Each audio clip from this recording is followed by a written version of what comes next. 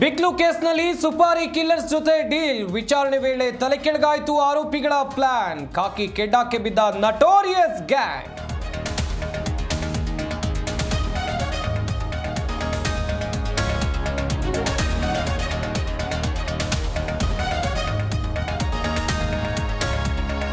Block money white ಮಾಡೋದಾಗಿ ಟೋಪಿ 2 ಕೋಟಿ ದರೋಡೆ ಅಂತ ಕತೆ ಕಟ್ಟಿದ್ದ ಗ್ಯಾಂಗ್. ವಿದ್ಯಾರಣ್ಯಪುರ ಪೊಲೀಸರಿಂದ 15 ಮಂದಿ ಅಂದ.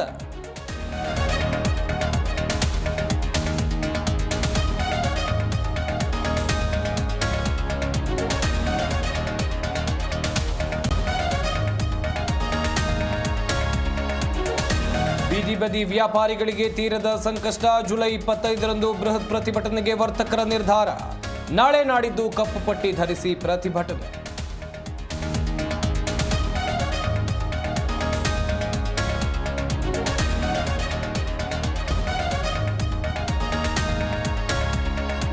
ದರ್ಶನ್ ಜಾಮೀನು ಅರ್ಜಿ ವಿಚಾರಣೆ ಮುಂದೂಡಿಕೆ. ಜುಲೈ 25ಕ್ಕೆ ಅರ್ಜಿ ಮುಂದೂಡಿ ಸುಪ್ರೀಂ ಆದೇಶ. ದರ್ಶನ್ ಪರ ಹಿರಿಯ ವಕೀಲ ಸಿದ್ಧಾರ್ಥ್ ದಾವೆ ವಾದ.